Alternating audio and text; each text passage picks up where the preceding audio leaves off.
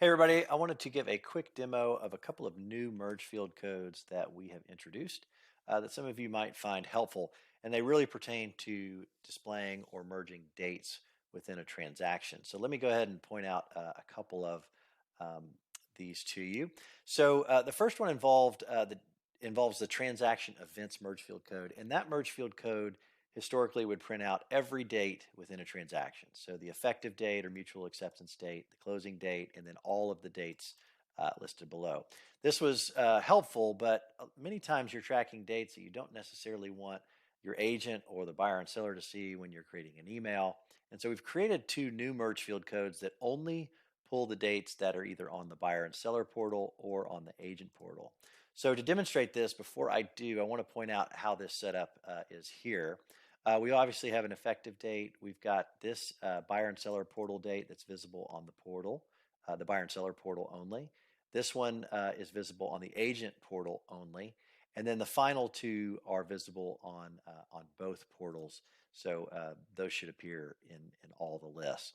So to demonstrate this, I'm just going to pop into a new email, and then I'll make this full screen and we can kind of take a look at some of these merge field codes. So the first one is transaction events. Now this one has always been here, and this of course prints out every date within an email, which makes it easy to do.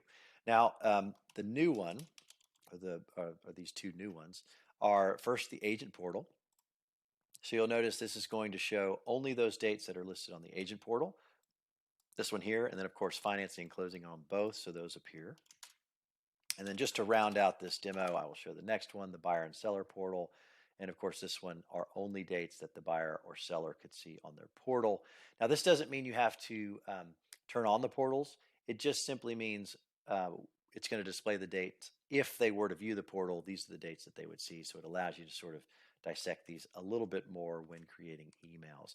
Now, I mentioned there's a couple other date merge field codes that we've introduced, and they really involve suffixes to existing dates. So what do I mean by that? If I type in closing date, you'll see now I have four options.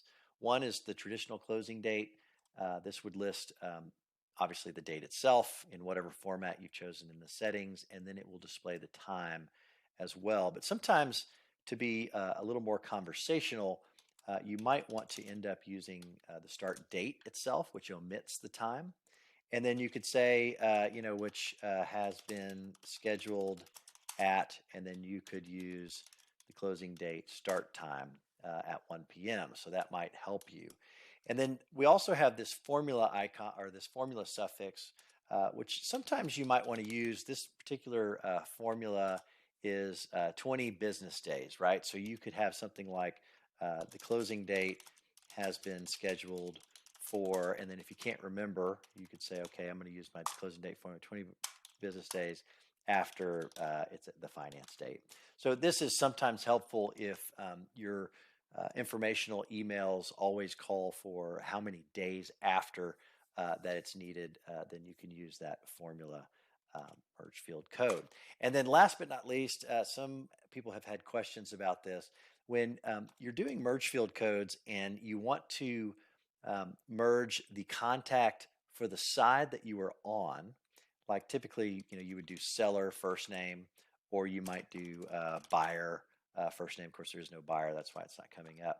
A lot of times you want to use a merge field code that picks the buyer or the seller depending on the side of the transaction. So all you have to do is, instead of saying seller first name, you would just use first name by itself.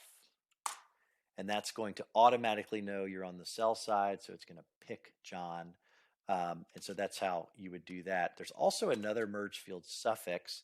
If I do seller and then card, this is going to print out everything for that particular contact. So this is John Doe and Jane Doe, and you can see that information there.